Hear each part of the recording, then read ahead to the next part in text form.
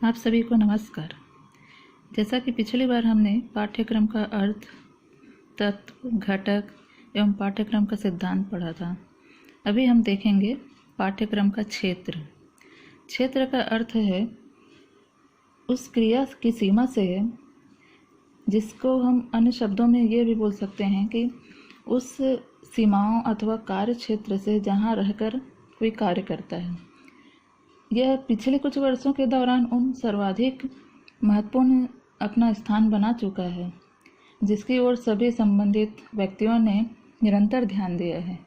यह क्या है कि तथा कितना है जिसकी ओर पर्याप्त ध्यान देने की आवश्यकता है। यह देखा गया है कि सीमाओं का निर्धारण किया जाए जिसके भीतर पाठ्यक्रम को आगे बढ़ना है। वर्तमान युग तीव्रता से परिवर्तनशील युग है जो कि अधिक व्यावहारिक है तथा तीव्र गति से अग्रसर है। इसी प्रकार कई शैक्षिक प्रबंधकों, शोधकर्ताओं, शिक्षकों तथा अभिभावकों जिनके बच्चे विद्यालय में शिक्षा प्रक्रिया से गुजर रहे हैं, उनके साथ मिलकर हम विषय के गहन चिंतन किए जाने की ओर आवश्यकता महसूस होती है। पाठ्यक्रम का क्षेत्र जिसमें शिक्षा की राष्ट्रीय नीति 1986 के अनुसार इन्होंने कहा है कि शिक्षा की राष्ट्रीय प्रणाली को ऐसे राष्ट्रीय ढांचे पर आधारित करना चाहिए जिसमें एक ही प्रकार का सुधार हो, जो फ्लेक्सिबल हो। फ्लेक्सिबल का अर्थ है कि जो बच्चों के स्तर, आयु, आवश्यकताएं उसको देखते हुए उसके अनुरूप ही पाठ्यक्रम निर्माण करना चाहिए। हम देखते हैं कि भारत जो है स्वतंत्रता आंदोलन कई ऐसे राष्ट्रीय पहचान को विकसित करने के लिए इसमें पाठ्यक्रम में अन्य आवश्यक सम्मिलित किए होंगे। पाठ्यक्रम का क्षेत्र में ऐसे तत्व सम्मिलित किए जाएंगे जिसमें भारत की जो सांस्कृतिक विरासत है, जो हमें समाज से रहकर समाज में कार्य करके तथा लोकतंत्र, धर्मनिरपेक्षता और वातावरण संरक्षण, सामाजिक बुराइयों को हटाते हुए जो छोटे परिवार का रिवाज है तथा जो वैज्ञानिक स्थिति को देखते हुए उनके अनुरूप कार्य करने की जो दिशा प्रदान करती है, ऐसे नमूने हमको तैयार करने होंगे। ये सभी कार्यक्रम धर्मनिरपेक्ष मूल्यों का समर्थन करने के लिए पाठ्यक्रम का क्षेत्र में यह कार्य जारी रहेगा। तो राष्ट्रीय शिक्षा नीति ने ये हमें कहा है कि पाठ्यक्रम जो है वो परिवर्तनशील होती है। इसमें हमेशा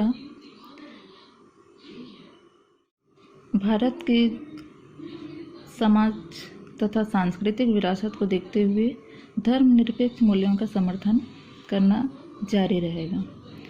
पाठ्यक्रम का क्षेत्र विस्तृत एवं सीमाहीन होता जा रहा है, अर्थात ये बहुत ही व्यापक है, बहुत ही बड़ा है, जिसकी कोई सीमा नहीं है। इसका मूल्यांकन हम अगर करने के लिए देखें तो इसमें कई ऐसे बिंदुओं को देखते हैं, जिसमें पहला है पाठ्यक्रम अच्छा अनुभव की संपूर्णता प्रदान करता है। Good curriculum provides the fullest of experience. इसमें हम यह कह सकते हैं कि पाठ्यक्रम का क्षेत्र तो फैल ही रहा है, साथ ही साथ इसकी कोई सीमा भी नहीं है, ये असीमित है। इनमें विभिन्न विषयों को ही नहीं बल्कि सभी पक्षों को पाठ्यक्रम में शामिल किया गया है, जैसे कि खेल कूद, वाद विवाद, प्रतियोगिताएं, कविता पाठ आदि जो पाठ्यक्रम के क्षेत्र में आते हैं। इसमें इनके साथ ही साथ बच्चे की स्कूल की दिनचर्या, जैसे प्रातःकाल में प्रार्थना सभा आरंभ करना, जिसमें विद्यार्थी जो है किसी सुविचार को लेता है, उसके बाद फिर उसमें किसी विषय पर चर्चा की जाती है तथा संक्षिप्त समाचार भी सुनाया जाता है, सामूहिक एक्सरसाइज भी होती है तथा लंच या भोजन अवकाश के बाद सब साथ में बैठकर भोजन करते हैं।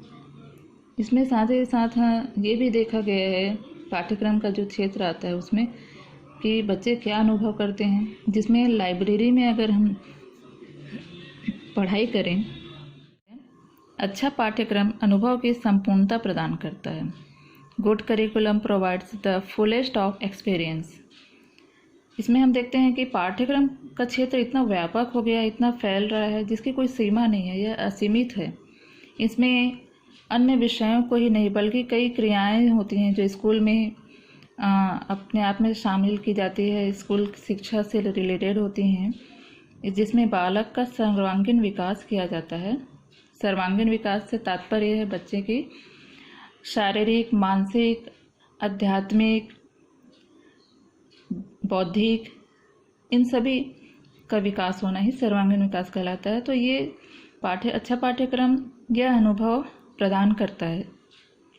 में बच्चों के व्यक्तित्व के सभी पक्षों को पाठ्यक्रम में शामिल किया गया है, चाहे वो खेल कूद हो, वाद विवाद हो, प्रतियोगिताएं हों, कुछ कविता पाठ करने हों, ये सभी पाठ्यक्रम के क्षेत्र के अंतर्गत ही आते हैं।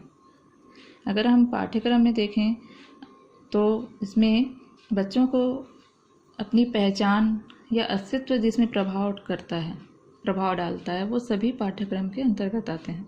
बच्चों का स्कूल प्रातःकालीन प्रार्थना सभा से आरंभ किया जाता है, जिसमें उनके सुविचार और संक्षिप्त समाचार भी सुनाया जाता है, योगा भी किया जाता है, एक्सरसाइज भी करवाई जाती है तथा भोजन अवकाश में इकट्ठे रहकर खाना, लाइब्रेरी में इकट्ठे पढ़ाई करना, ये उनका निरीक्षण उसमें होता है। उनमें बाहरी तथा आंतरिक जो विकास होती है उसकी प्रक्रिया इस पाठ्यक्रम के क्षेत्र में रखा गया है।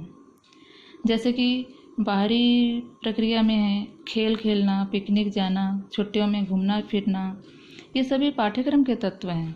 ऐसा लगता है कि ये सब तो स्कूल के बाहर है, तो हमें ये पाठ्यक्रम में नहीं आता होगा, लेकिन ये सभी पाठ्यक्रम के तत्व ही हैं। संक्षेप में हम अगर कहें तो कक्षा के अंदर हो या बाहर, जो भी बच्चे जिससे प्रभावित होते हैं, जिनसे उनका अस्तित्व का या उनकी पहचान प्रभावित होता है, प्रभाव डालता है, वो सभी पाठ्यक्रम के क्षेत्र में आते हैं। पाठ्यक्रम स्कूल का संपूर्ण कार्यक्रम है, चाहे उसकी शैक्षिक पहलू, सिर्फ ये शैक्षिक पहलू ही नहीं है, बल्कि पाठ्यक्रम ऐसा है कि जो उनके क्रियाओं को लेकर जो प्रयास किए जा रहे हैं वो अनगिनत हैं, जिसको हम सीमा में नहीं बांध सकते। यह असीमित है, जिसमें कोई सीमा नहीं होती है। ये सभी अनुशासन में रहते हुए पाठ्यक्रम जो निर्धारित किया जाता है, ये सभी शैक्षिक अनुभव हैं जिन्हें छात्र विद्यालय में प्राप्त करता है, और उसमें उनकी स्किल, कौशल, जो एटीट्यूड है और जो आदर्शों का निर्माण होता है, वे सभी पाठ्यक्रम में शामिल है। अच्छा पाठ्यक्रम गतिशील होता है। Good curriculum is dynamic. गतिशील का अर्थ है जो निरंतर चलते रहती है, जो कभी रुकती नहीं। तो अच्छा पाठ्यक्रम निरंतर चलने वाली प्रक्रिया है। इसके निर्माण में शिक्षक, संचालक और बच्चे सभी पाठ्यक्रम बनाने की क्रिया में लगे रहते हैं। आप लोग देखे होंगे समय के साथ साथ बच्चों की आवश्यकताएं तथा मांगें भी परिवर्तित होते रहती हैं। छोटे बच्चे की मांग अलग होती हैं, बड़े बच्चों की मांग अलग होती है। उसी प्रकार छोटे बच्चे की स्कूल का स्तर और उनका मानसिक स्तर, शारीरिक स्तर सभी को ध्यान में रखते हुए, बड़े बच्चे के मानसिक शारीरिक स्तर को ध्यान में रखते हुए, उनकी आवश्यकताओं को ध्यान में रखते हुए क्या क्या परिवर्तन आते हैं, ये सभी पाठ्यक्रम में ध्यान दिया जाता है। जो ऐसी कोई अवस्था नहीं है जो पाठ्यक्रम जिसमें रुक जाए, यह सदैव चलते रहती है, निरंतर इसकी चलते रहने की प्रक्रिया ही है।